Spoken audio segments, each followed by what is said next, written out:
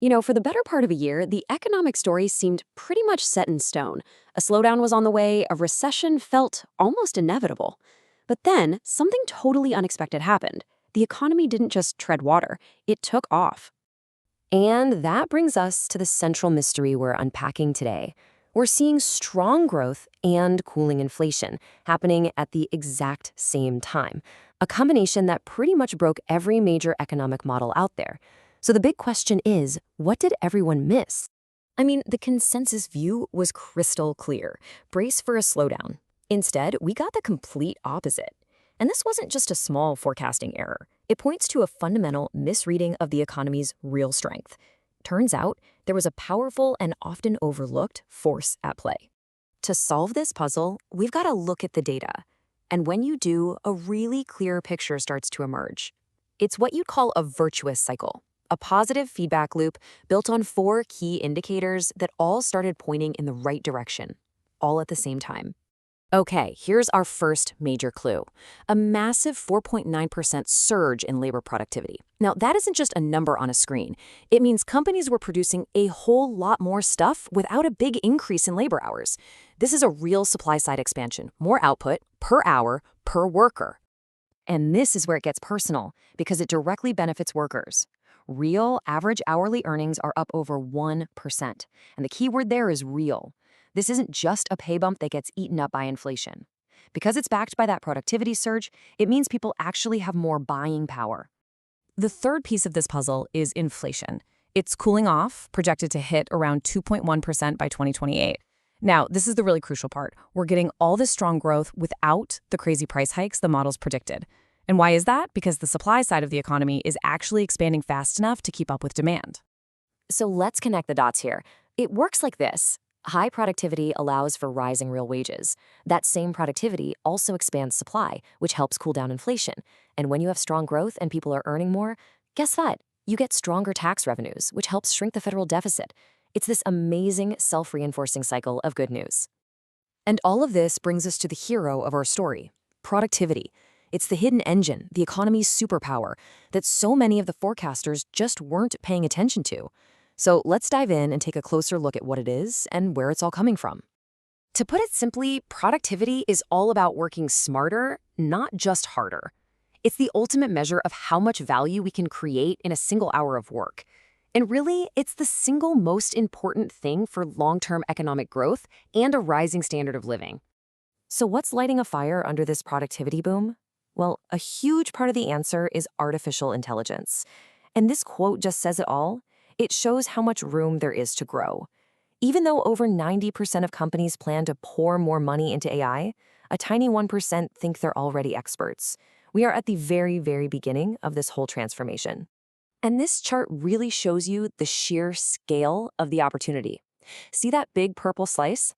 That represents over a quarter of all U.S. jobs where AI could potentially do 90 to 99% of the work.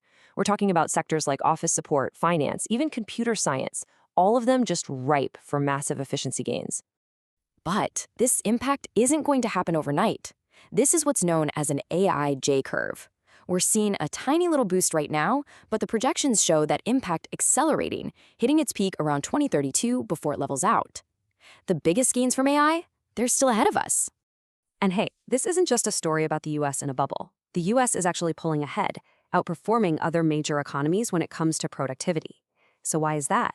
Well, it's a powerful mix of higher investment in tech, like AI, more R&D spending, and a business environment where new ideas can just spread faster.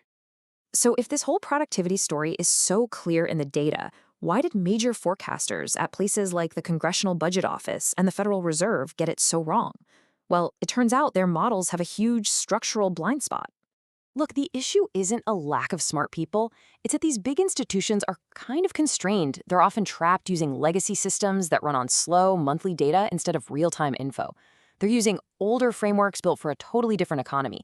And let's be honest, they can be institutionally conservative.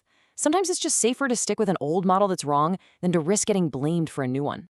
So here's the real heart of the problem. Old models, like the Phillips curve, basically assume that when unemployment is low, inflation has to go up. It's all about managing demand. But today's story is about supply. We're simply getting more output from the resources we already have, our factories, our software, our people, and it's that expansion of supply that actually cools inflation, which completely breaks the old models. This quote just hits the nail on the head. The official forecasters are systematically missing these massive supply-side shifts because their tools just weren't built for this kind of modern, fast-moving, supply-driven economy. They are, in a way, flying blind to the most important trend happening right now.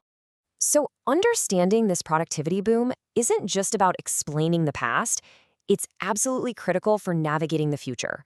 The path we take from here has massive implications for growth, for debt, and for our overall economic health. This table lays out the stakes perfectly. Just look at that top row, the high growth scenario. That's the world where we keep this productivity trend going. GDP growth is strong at 3.5%, the deficit shrinks, and, this is huge, the debt to GDP path finally stabilizes. Now just compare that to the other scenarios, where slower growth leads to deficits and debt that just keep climbing. The crucial point here is this: productivity is the key variable that decides which one of these futures we get. So, what have we learned? Well, solving this economic puzzle really means we have to start looking at the real story that the old models were missing all along. The big takeaway is this: the most important economic story of our time isn't about tweaking demand or fighting over old theories.